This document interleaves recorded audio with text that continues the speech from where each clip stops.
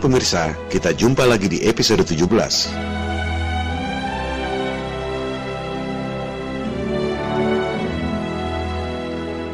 Perang adalah tragedi kemanusiaan yang sangat mengerikan. Tapi, bagi orang-orang yang berhati iblis, perang adalah bisnis yang sangat menguntungkan. Berbagai manfaat bisa dikeruk sekaligus. Perang adalah bisnis multiguna. Lewat perang, segelintir orang bisa merampas tanah dan sumber daya alam milik bangsa lain. Bisa mengatur pemerintahan yang kalah perang, termasuk hak mengedarkan uang lewat bank sentral. Perang adalah kesempatan bagi industri militer untuk mengeruk anggaran negara lewat utang, guna membeli berbagai senjata pembunuh manusia. Maka, sejarah pun mencatat perkembangan teknologi senjata pembunuh manusia dari mulai pistol, senapan, tank, kapal perang, hingga akhirnya bom atom dan bom nuklir.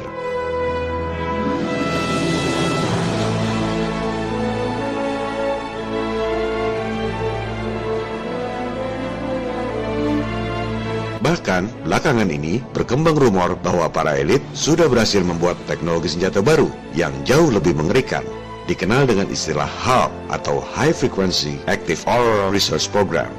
HAARP adalah terapan dari sains modifikasi cuaca atau geoengineering. Man is on a quest to play God, to control the weather and use it as a weapon. Lightning, torrential rains, hurricanes, targeted at the enemy. Some people believe that Katrina was weather warfare at its most potent. But how do we get from understanding extreme weather to making it do our bidding? Earthquake, tidal wave, those become the future of warfare.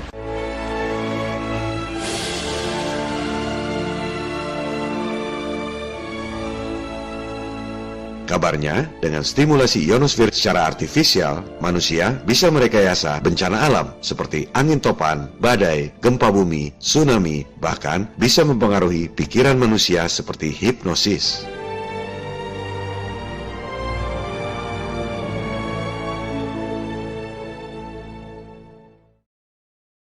CBS This Morning contributor Michio Kaku is a physics professor at City College of New York. Professor, nice to see you. I mean, lasers, really? To change the weather? That's right. Well, as Mark Twain once famously said, everyone complains about the weather, but no one ever does anything about it.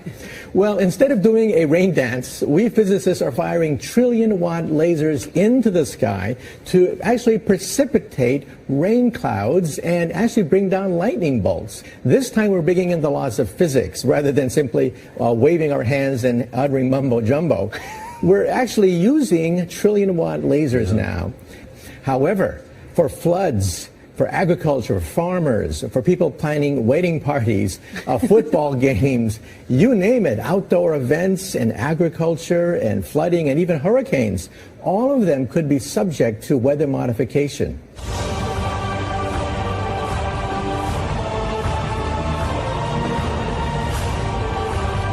Bahkan, sebagian orang percaya bahwa berbagai bencana alam yang terjadi belakangan ini, seperti tsunami di Aceh, Palu, Jepang, dan lain-lain, adalah rekayasa buatan teknologi canggih HAARP ini.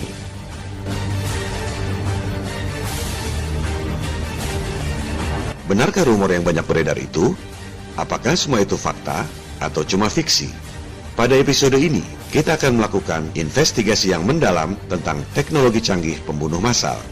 Investigasi ini kita lakukan untuk menjawab 4 pertanyaan yang paling mendasar. Pertama, apakah teknologi HAARP itu benar-benar ada atau cuma fiksi? Kedua, apakah teknologi HAARP itu sudah dapat digunakan atau belum? Ketiga, apakah berbagai bencana yang terjadi belakangan ini, seperti tsunami Aceh, tsunami Palu, tsunami Jepang, adalah rekayasa manusia dengan menggunakan teknologi HAARP seperti yang banyak didesas-desuskan atau bukan? Keempat, apa pentingnya informasi ini? Dan apa hubungannya dengan bangkitnya kesadaran Flat Earth?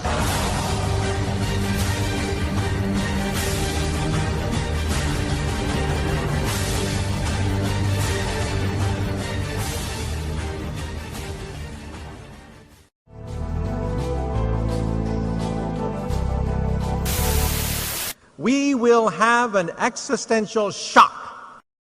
A Type 1 civilization has the power of an entire planet. They control the weather.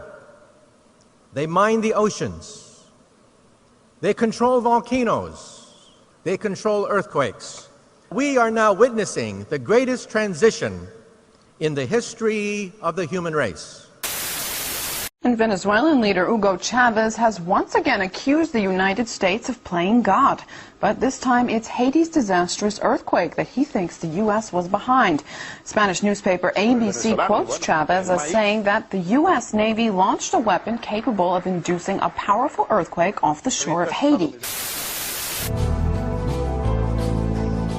Over why he handed over control of the Japanese financial system to a group of American and European oligarchs. He and his envoy told me that it was because Japan had been threatened by an earthquake machine. Rumor tentang adanya teknologi yang bisa merekayasa bencana alam memang berasal dari sumber-sumber yang kredibel. Seperti yang baru saja Anda saksikan sendiri, pernyataan dari Profesor Michio Kaku, Presiden Venezuela dan Mendagri Jepang. Berbagai dokumen yang kredibel juga merujuk adanya program pengembangan teknologi senjata cuaca ini. Teknologi geoengineering atau rekayasa cuaca ini memang bukan barang baru. Dari tahun 1967, tercatat militer Amerika merekayasa hujan deras buatan pada Perang Vietnam untuk meredam gerilya Viet Cong. Apakah teknologi rekayasa cuaca itu kemudian dikembangkan untuk membuat senjata? Jawabannya sudah pasti dikembangkan. Militer memang kerjaannya termasuk mengembangkan teknologi persenjataan. Itu memang tugas mereka. Maka dikembangkanlah teknologi yang disebut HAARP atau High Frequency Active Auroral Research Program. Yang mendanai adalah Gabungan Angkatan Udara dan Angkatan Laut Amerika. Sudah pasti ini proyek militer.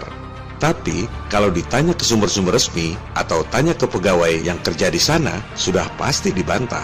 Bilangnya ini proyek sains. Sebenarnya sama dengan NASA. Kalau ada potensi pengembangan teknologi angkasa luar yang bisa digunakan untuk menguasai teritori angkasa luar, sudah pasti dijadikan proyek militer.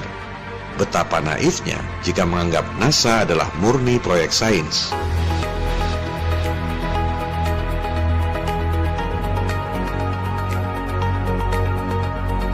Demikian halnya dengan pengembangan teknologi HAARP ini. Pengembangan teknologinya adalah fakta, bukan hoax. Proyek militer, tapi pura-pura sebagai proyek sains untuk meneliti ionosfer.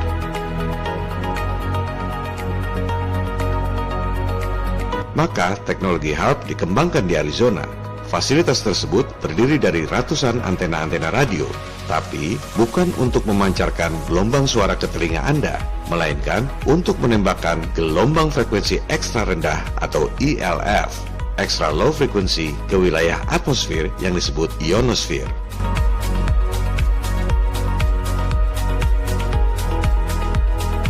Apa akibatnya? Atmosfer menjadi panas dan mengakibatkan perubahan cuaca yang ekstrim. Kandungan air dan arah angin berubah drastis dengan kecepatan yang sangat tinggi. Akibatnya, curah hujan yang sangat deras, topan badai yang dahsyat, banjir ekstrim.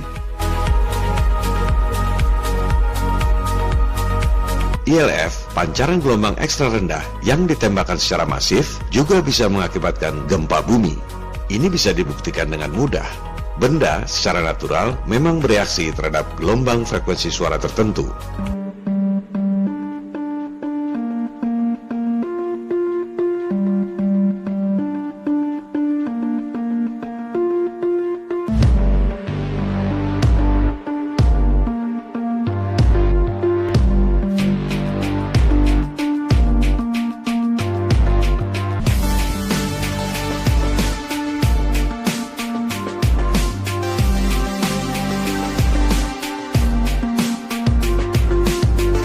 Dalam skala kecil, ELF memang membuat benda-benda alam bergerak yang bisa mengakibatkan gempa jika diterapkan dalam skala besar.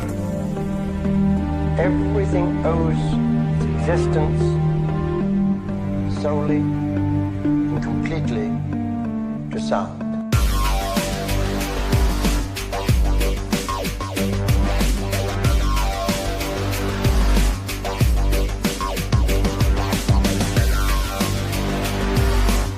HAARP juga mengembangkan teknologi pembuatan halilintar. Ini juga merupakan potensi senjata modern. Tujuannya membuat halilintar buatan dan mengarahkannya pada musuh.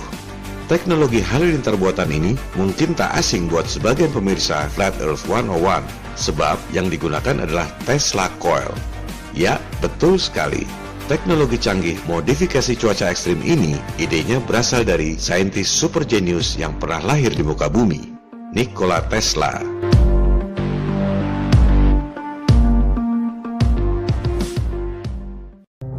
Nama Tesla dicoret dari seluruh pelajaran sekolah karena Tesla dianggap musuh oleh JP Morgan, pentolan elit global. Seperti telah dijelaskan pada episode 3, JP Morgan membiayai Tesla untuk membangun menara-menara komunikasi yang Anda gunakan sampai sekarang. Tapi, bukannya membuat menara komunikasi yang memang sangat mudah bagi Tesla, sang jenius eksentrik itu justru menggunakan dana JP Morgan untuk membuat menara pembangkit listrik gratis dengan menggunakan sumber daya alam yang melimpah di alam semesta ini. Imagine all the people sharing all the world. You may say I'm a dreamer, but I'm not the only one. Tuhan menciptakan alam yang kaya dengan energi dahsyat secara gratis. Anda tak perlu bayar untuk menghirup oksigen. And the world will live as one. Anda tak perlu bayar untuk melihat matahari. Anda tak perlu bayar untuk menikmati air sungai. Halilintar berkekuatan listrik yang sangat dahsyat terjadi tanpa biaya pembangkit. Itulah ide Tesla, menciptakan teknologi berbasis sumber daya alam yang gratis untuk kebaikan umat manusia. Jelas saja JP Morgan marah, disuruh bikin menara komunikasi supaya para elit bisa mengeruk duit dari rakyat, malah bikin pembangkit gratis.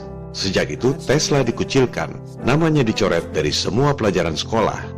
Tesla tidak dibunuh karena otaknya terlalu berharga buat dimatikan. Dia hanya dikucilkan, dibiarkan terus menuangkan konsep-konsep yang tak bisa dijalankan karena tak ada dana.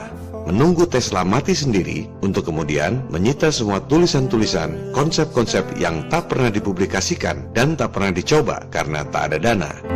Imagine all the people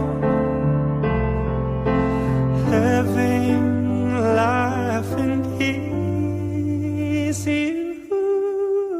Maka, sejak Tesla wafat tahun 1943, mulailah timbul berbagai teknologi dahsyat yang dikembangkan dari tulisan-tulisan Tesla yang disita oleh penguasa.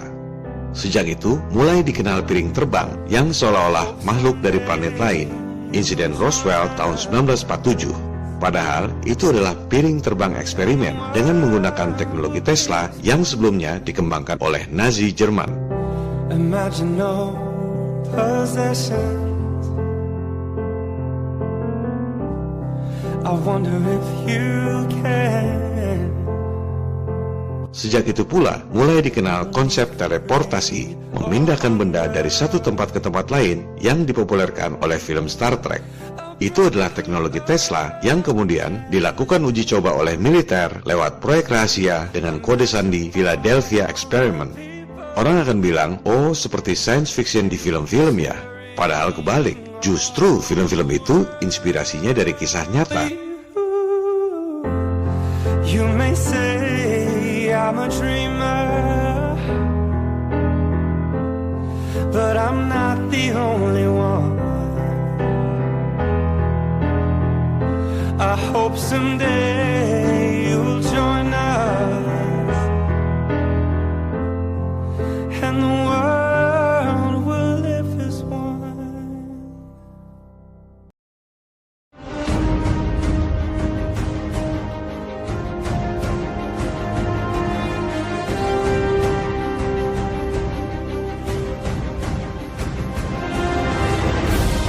Ketika dikucilkan, Tesla menuangkan amarah terpendamnya pada para elit keuangan dengan mengembangkan teknologi Death Ray yang bisa melumpuhkan angkatan perang. Tesla adalah orang Serbia. Ia merasakan Perang Dunia Pertama yang dipicu oleh insiden di Sarajevo. Tesla adalah pembenci perang. Ia berharap Death Ray ciptaannya bisa digunakan untuk mengakhiri perang.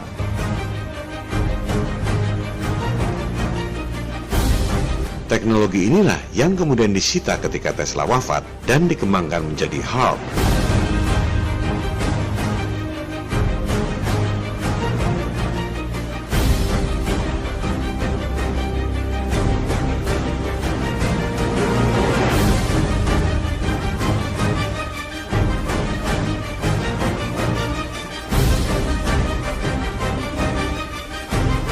Ini semua adalah fakta.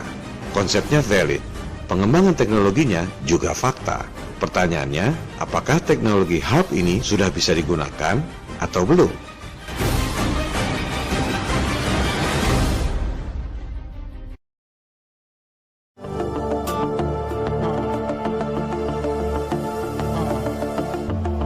Banyak media memberitakan tentang HAARP. Bahkan disebut-sebut HAARP adalah senjata yang membuat tsunami seperti di Aceh dan Palu belakangan ini. Benarkah HAARP sudah bisa digunakan? Mari kita investigasi. Kita harus lebih spesifik. Pertama, bedakan antara modifikasi cuaca atau geoengineering dengan senjata cuaca atau weather weapons. Itu dua hal yang berbeda. Kalau modifikasi cuaca seperti bikin hujan buatan, itu sudah bisa dilakukan sejak lama. Teknologinya tidak terlalu rumit.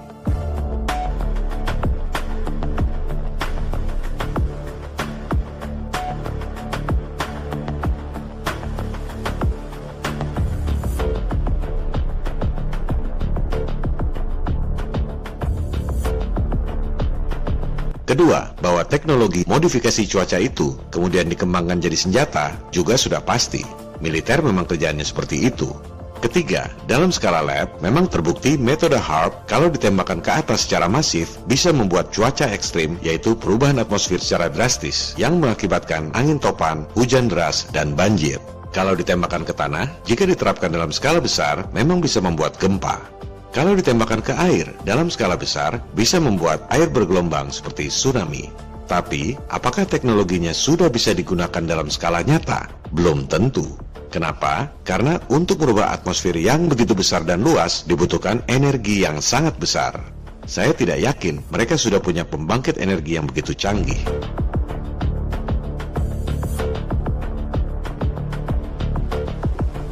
Coba simak baik-baik apa yang dikatakan oleh Profesor Michio Kaku tadi.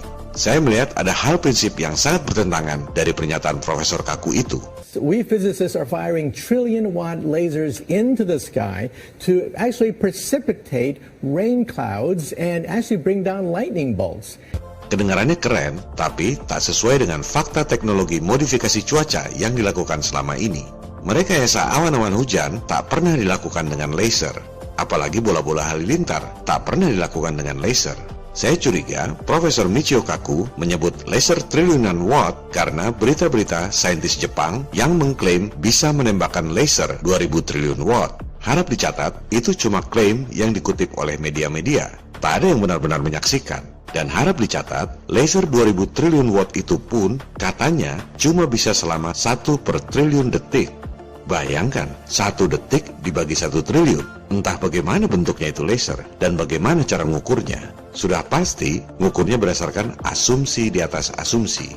Ini Profesor Michio Kaku, saintis elit, kelihatannya ngawur. Sengaja kasih informasi yang tak sesuai dengan fakta, supaya kelihatannya keren.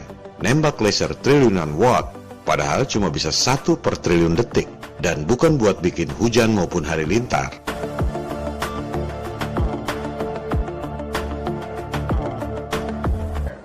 What is the European Union? Because we're seeing the beginnings of a Type 1 economy. Huge planetary trading blocks are the beginnings of a Type 1 economy.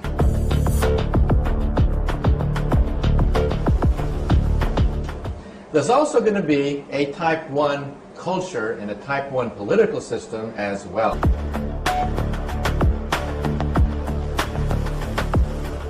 Some people don't want it. They fear this transition. These are the terrorists.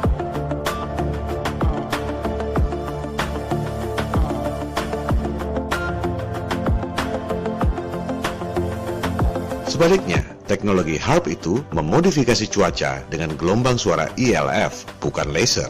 Coba kita simak penjelasan tentang teknologi HARP ini. The amount of energy we're talking about here is 3.6 million watts. To give you an idea of what that is, the largest legal AM radio station in North America is 50,000 watts.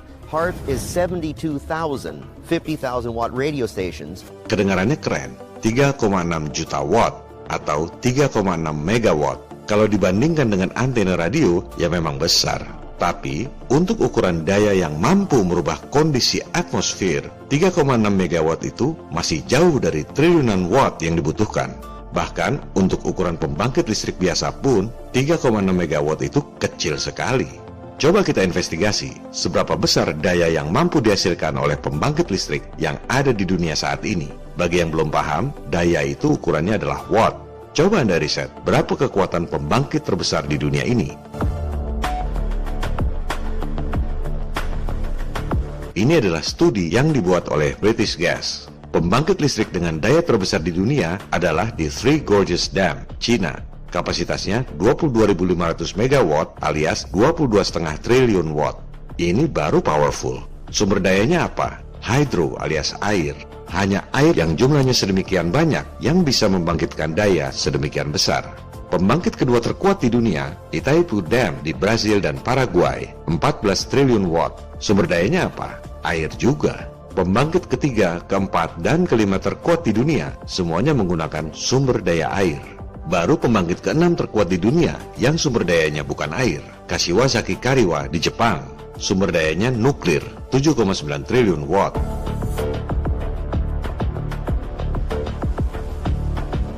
Intinya apa? Dibutuhkan upaya yang sangat besar untuk membuat daya triliunan watt. Fasilitasnya saja sebesar itu. Untuk membangkitkan daya 7,9 triliun watt, dibutuhkan reaktor nuklir seluas 4,2 km persegi. Antena-antena radio HARP itu cuma 3,6 megawatt. Butuh 1000 kali lebih besar untuk menciptakan daya triliun watt seperti yang disebut Profesor Michio Kaku tadi. Secara teori, memang bisa saja menembakkan ILF secara masif untuk merubah atmosfer secara drastis. Pertanyaannya, seberapa besar energi yang dibutuhkan dan dari mana energi itu didapat? Di mana pembangkit listriknya?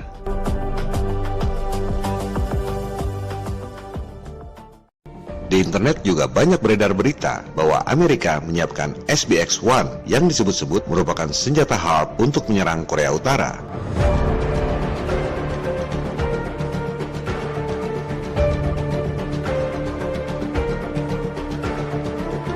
Harap Anda saring dulu informasi sebelum menyebarkannya kepada orang lain. Di mana ada senjata HARP bentuknya seperti itu? Yang bentuknya seperti bola golf itu adalah radar, bukan senjata HARP. Kecuali kalau Anda sudah riset dan dapat referensi yang kredibel bahwa HARP bentuknya seperti radar golf itu, barulah Anda boleh sebarkan informasi. Juga, kalau itu HARP yang bisa dibawa-bawa mobile seperti itu, berapa watt kekuatannya dan sumber energinya apa?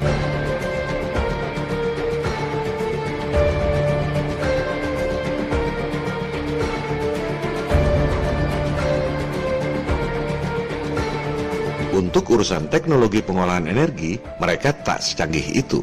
Kalau untuk teknologi elektronik, iya memang mereka canggih. Anda bisa lihat bedanya komputer digital yang pertama tahun 1943 dibandingkan dengan komputer digital saat ini. Jauh sekali perbedaannya. Kenapa? Karena bisnis, supply and demand. Marketnya adalah penduduk yang daya belinya tidak seragam. Maka, industri berlomba-lomba membuat peralatan elektronik yang lebih canggih dengan harga yang lebih murah.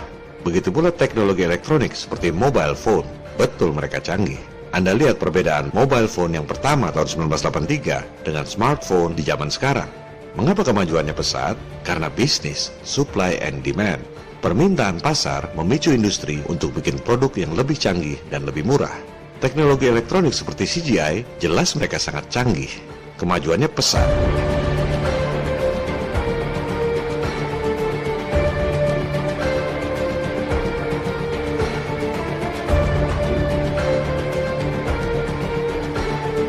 Anda lihat rekaman asli pendaratan di bulan tahun 1972. Kalau zaman sekarang masih percaya dengan hoax murahan seperti itu, kebangetan.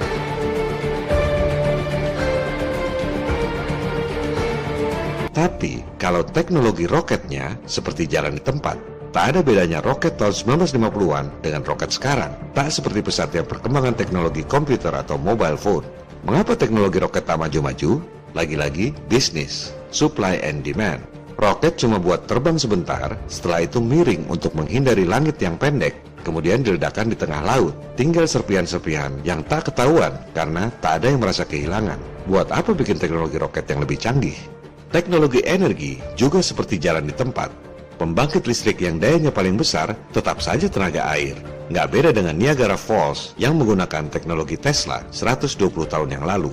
Ironisnya, yang pertama menyebarkan informasi detail tentang cara kerja HAARP justru media-media mainstream seperti History Channel, CBS, dan lain-lain. Berikut pembuktian di lab dan animasi yang canggih. Ini bukan kerja amatiran. Juga, saintis elit seolah mengkonfirmasi teknologinya. Cukup meyakinkan bahwa HAARP sudah bisa digunakan. Tapi mereka nggak cerita faktor yang sangat penting, yaitu berapa energi yang dibutuhkan dan sumber dayanya dari mana untuk merekayasa atmosfer secara masif dan drastis. Sehingga berita-berita di media mainstream itu tampaknya seperti propaganda teror untuk menakut-nakuti umat dunia, seolah-olah sudah ada senjata cuaca yang mampu membuat bencana agar orang-orang seperti Anda pada takut dan tunduk pada segelintir orang dalam tatanan dunia baru, New World Order. Atas dasar itulah, saya saat ini menyimpulkan bahwa belum ada bukti yang meyakinkan bahwa HAARP sudah bisa digunakan seperti yang digembar-gemborkan selama ini. Kuncinya adalah pembangkit energinya. Selama belum nemu bukti adanya pembangkit triliunan watt yang mobile, saya belum bisa percaya bahwa HAARP sudah bisa digunakan. Tapi kita tetap open mind. Pendapat kita bisa saja berubah kalau belakangan nemu bukti yang meyakinkan. Dan kita tetap harus waspada, karena bisa saja ada perkembangan baru sehingga HAARP bisa digunakan.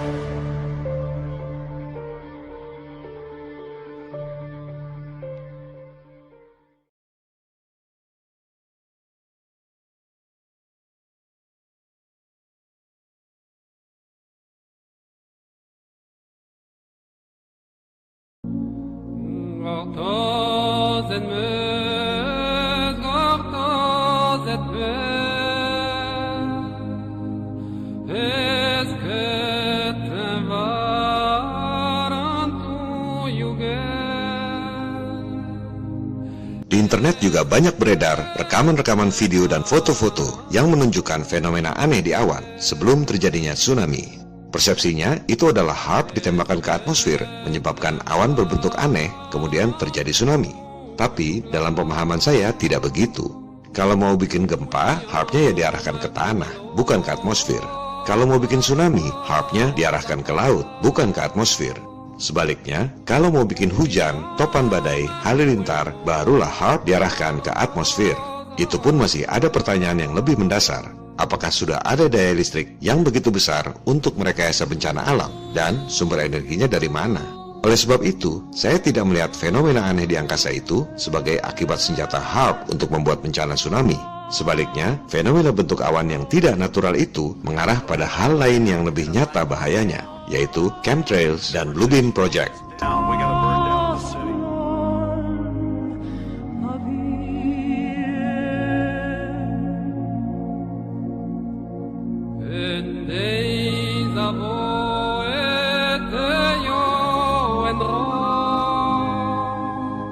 Yang lebih nyata dan berpotensi lebih bahaya dari HAARP menurut saya adalah chemtrail atau chemical trail. Bahan-bahan kimia yang sengaja disebar di atmosfer dengan menggunakan pesawat. Ini adalah geoengineering tapi bukan HAARP. Kita pahami dulu perbedaan contrail dengan chemtrail. Yang di sebelah kiri itu adalah contrail, kondensasi akibat mesin pesawat. Asapnya cuma sedikit dan dalam beberapa menit akan hilang bekasnya di udara. Yang sebelah kanan itu adalah chemtrail, volumenya masif dan selama berjam-jam tetap mengotori udara kita. Kalau para pembantah masih tak bisa membedakan, berarti ada yang salah dengan mata dan tingkat kecerdasan mereka.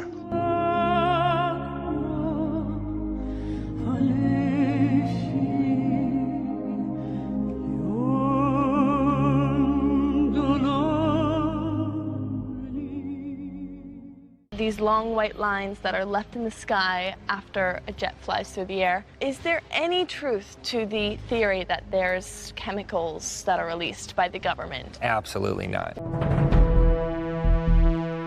They are very much conspiracy theories.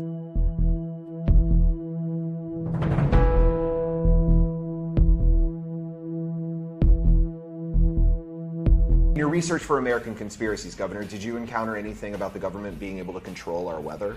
Yeah, I did, through HAARP. They showed with HAARP that you, yes, indeed, can control and create clouds and do things like that with it. Maybe they're trying to control the weather with what they're doing up there.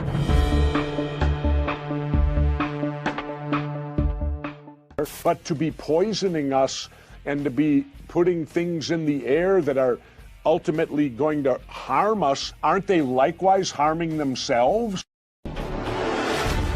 Jadi, mana yang benar? Chemtrail adalah normal dan tidak berbahaya, seperti kata para pembantah, atau semprotan bahan-bahan kimia berbahaya, seperti yang dikemukakan para pencari kebenaran? Kita langsung saja pada kesimpulannya. Pertama, penggunaan senjata kimia lewat udara bukanlah barang baru. Orang sudah melakukannya sejak Perang Dunia Pertama. Kemudian terus digunakan pada Perang Dunia Kedua, Perang Vietnam, dan lain-lain. Chemical weapons can be both powerful and terrifying. Toxic substances that attack the skin, blood, nerves, or respiratory system, causing painful injury and maybe even death. It's estimated that during World War I, chemicals like mustard gas injured 1 million soldiers and killed 100,000. Often in horrible, painful ways. However, countries were still making the weapons, setting the stage for incidents like the US's use of Agent Orange in Vietnam in the 60s. Kedua, berdasarkan data-data rahasia yang sudah boleh dipublikasikan karena kadaluarsa atau istilahnya declassified berdasarkan Undang-Undang Kebebasan Informasi, militer Amerika terbukti meracuni rakyatnya sendiri dengan senjata kimia dari udara. This next story is so unbelievable, we didn't think it could possibly be true. But after receiving thousands of records and declassified reports from the Army, it's confirmed that during the Cold War, the United States military conducted secret tests on unsuspecting people in the city of St. Louis. These Army archive pictures show how the tests were done in Corpus Christi, Texas in the 1960s. In Texas, planes were used to drop the chemical, but in St. Louis, the Army placed chemical sprayers on buildings and station wagons. The Cold War cover story was that the Army was testing smoke screens to protect cities from a Russian attack. The truth, according to Martino Taylor, was much more sinister. By making hundreds of Freedom of Information Act requests, she uncovered once classified documents that confirmed the spraying of zinc-cadmium sulfide. Ketiga, kesaksian Kristen Megan, mantan personalia Angkatan Udara Amerika, bahwa militer Amerika menyemprotkan bahan-bahan kimia berbahaya alias chemtrail lewat pesawat udara. I was in the Air Force on active duty for 9 years, and I worked in bioenvironmental engineering. I started noticing things. I started noticing large quantities on the system where I would approve chemicals. When I started asking questions, I slowly became demonized. A couple years passed after that when I asked again and people realized I was kind of being more vocal about it on social media. I was starting to be thrown into a mental institution and have my daughter taken away. Kalau kepada bangsanya sendiri saja militer tega meracuni, apalagi kepada bangsa negara berkembang seperti Indonesia. Soal bahaya chemtrail ini pernah pula diungkap di PBB oleh Presiden Koalisi Ketahanan Agrikultur. Weather modification programs, experimental ones done by private companies, done by the United States government, done by states across the United States are underway. There's more than 50 of them in operation across the United States. Ya, namanya juga PBB, kaki tangan elit global. Laporan-laporan itu tidak ditindaklanjuti.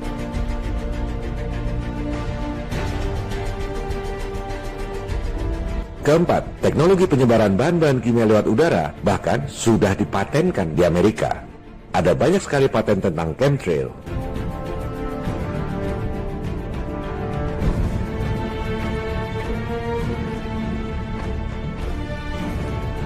Contohnya ini, bukti paten di Amerika bahwa chemtrail yang disemprot ke udara itu berisi aluminium oxide, bahan kimia beracun yang bahkan bisa dijadikan bahan peledak.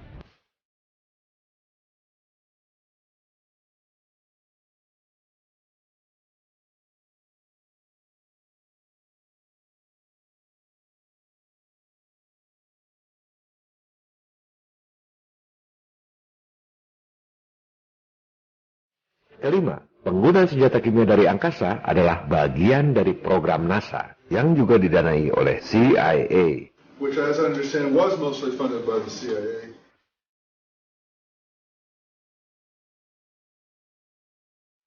Silakan Anda lihat bukti dokumen resmi NASA yang ditulis oleh Kepala Saintis di NASA Langley Center.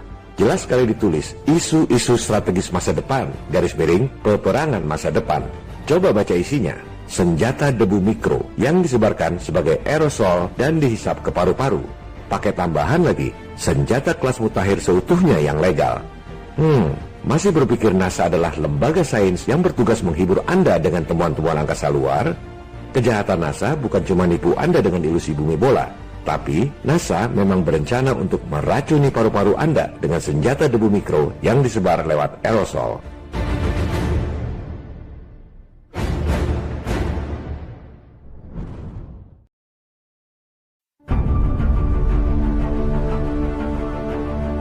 Jenis senjata mutakhir yang lebih mengerikan adalah membakar target secara terarah dari udara dengan menggunakan energi terfokus, yaitu laser, microwave, atau sinar partikel yang disebut directed energy weapons.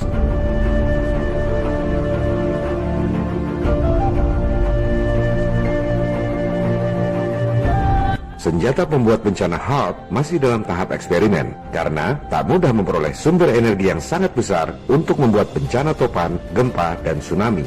Sementara, directed energy weapons ini lebih mudah penerapannya, yaitu membakar dengan sinar laser, microwave, atau sinar partikel.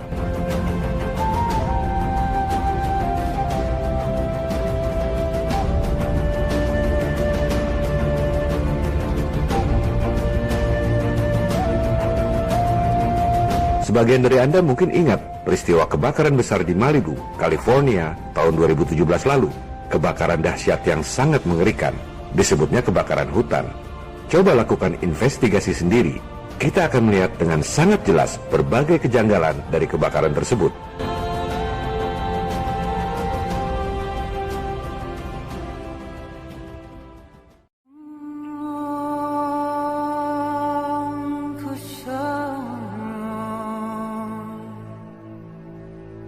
Semua rumah sirna terbakar.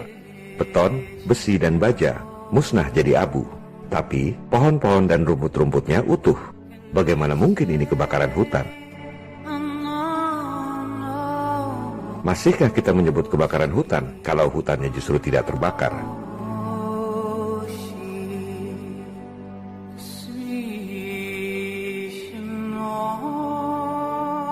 Bagaimana mungkin kebakaran hutan membakar habis mobil-mobil, tapi pohon-pohonnya utuh? Anda lihat, besi baja meleleh. Padahal dibutuhkan suhu 1370 derajat Celcius untuk melelehkan baja. Tapi pohon-pohonnya tidak terbakar. Directed energy weapons.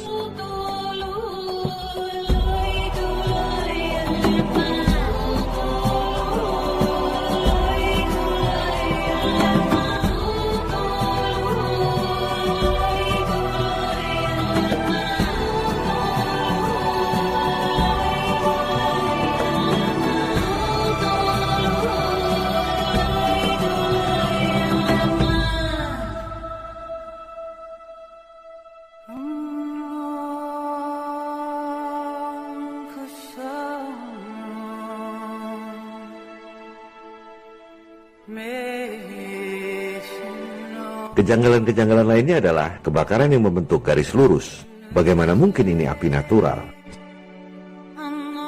Sangat cocok dengan nama senjatanya, Directed Energy Weapons.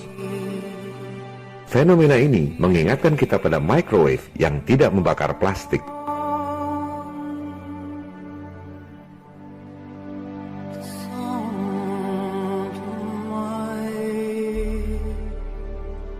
Pohon terbakar dari dalam. Bagaimana mungkin ini bisa terjadi? Sepertinya energi pembakar itu masuk menusuk ke dalam batang pohon sehingga terbakar dari dalam.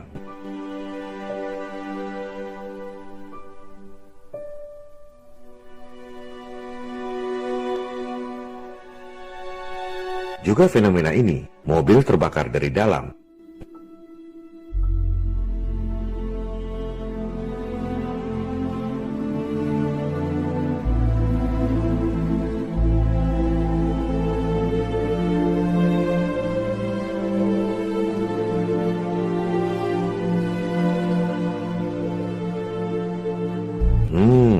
kebakaran hutan, tapi melanggar hukum fisika. Belum cukupkah mereka menghina kecerdasan Anda?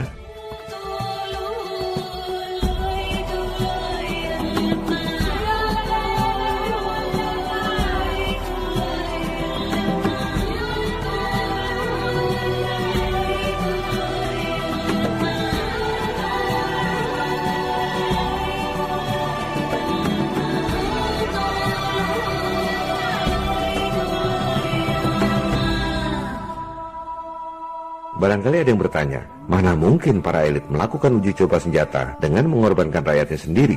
Sama seperti soal chemtrail yang dibahas tadi, mana mungkin meracuni warganya sendiri? Pertama, para elit ini adalah globalis, tidak memandang negara maupun bangsa. Yang jahat bukan Amerika, justru bangsa Amerika yang jadi korban. Yang jahat adalah para elit di belakang layar yang menguasai pemerintah dan militer Amerika. Kedua, untuk uji coba senjata lebih mudah jika dilakukan di negara sendiri ketimbang harus masuk ke negara lain.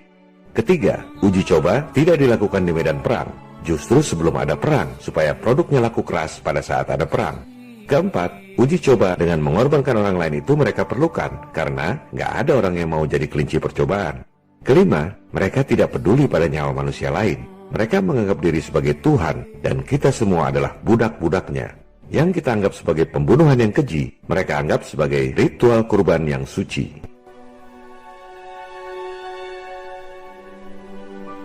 Untuk meredam bangkitnya kesadaran masyarakat, YouTube membredel channel-channel yang mengekspos kejahatan persekongkolan alias konspirasi mereka. Beberapa channel yang rajin mengekspos kejanggalan kebakaran California ini seperti A Plain Truth Channel, bukan cuma di-remove videonya, tapi sekalian di-bredel channelnya. Shit.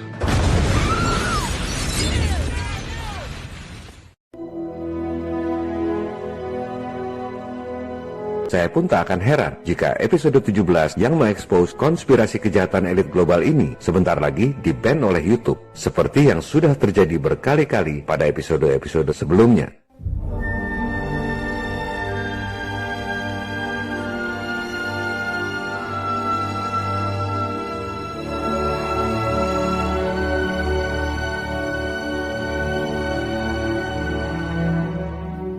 Google, YouTube, Windows, Apple, Facebook, Twitter, dan lain-lain adalah milik kelompok elit global.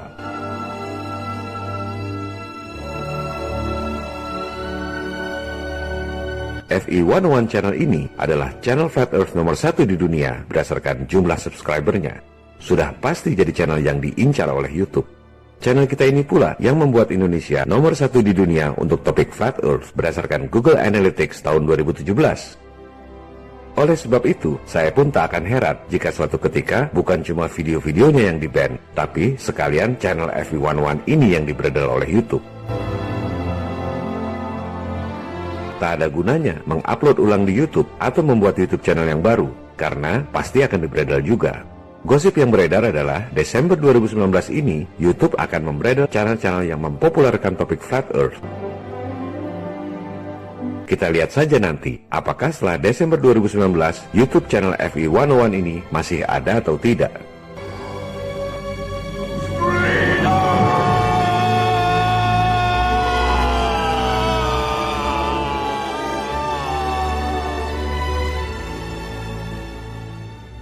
Oleh sebab itu, saya mengamankan serial video FE101 dalam sebuah situs web baru, fe101.org.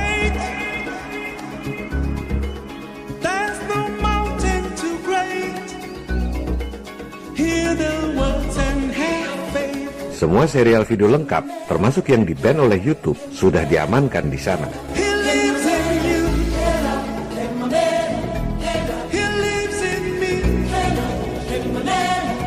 Jadi, kalau suatu ketika channel Flat Earth 101 ini dibredel oleh YouTube, silakan klik fe101.org.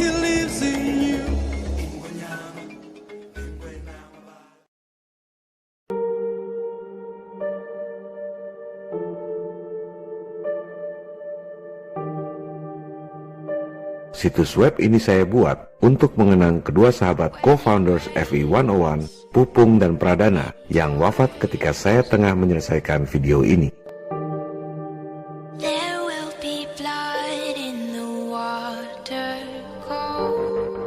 Mungkin perlu saya jelaskan sedikit tentang co-founders ini.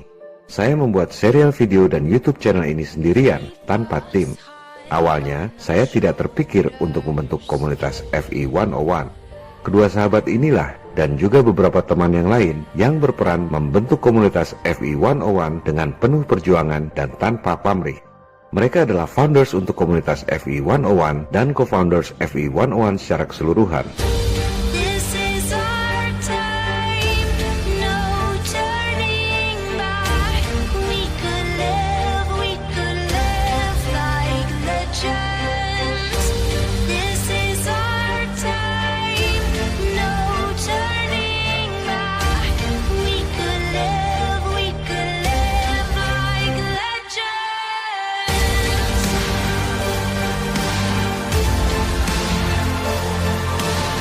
Almarhum Pupung adalah seorang yang terpelajar, sarjana teknik industri lulusan Universitas Trisakti di Jakarta.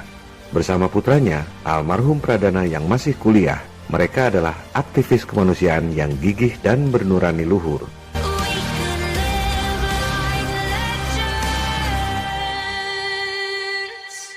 Almarhum berasal dari keluarga yang berada, namun hidupnya sangat sederhana. Ia memiliki aset senilai puluhan miliar rupiah yang rupanya menjadi incaran manusia-manusia berhati iblis yang ada di sekelilingnya.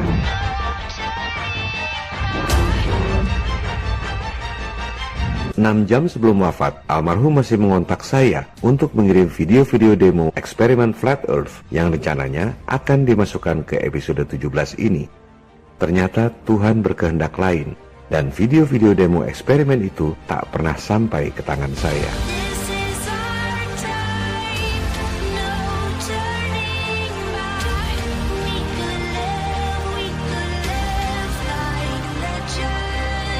Sejujurnya, ketulusan, kejujuran, kesetiakawanan, kegigihan, serta ketabahan dalam menghadapi cobaan dan berbagai fitnah yang dimiliki oleh kedua almarhum adalah kualitas yang sangat langka saya temui.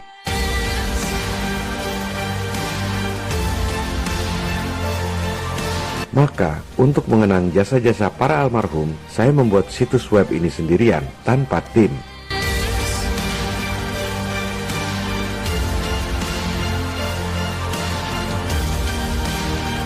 Sengaja saya tidak hire profesional dan membuatnya sendiri secara personal dan sepenuh hati, karena saya ingin membuat para almarhum bangga di alam keabadian.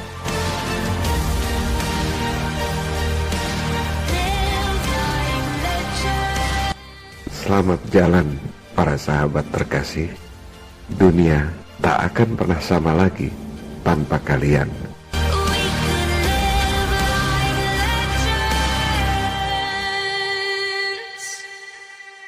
Brothers, what we do in life echoes in eternity.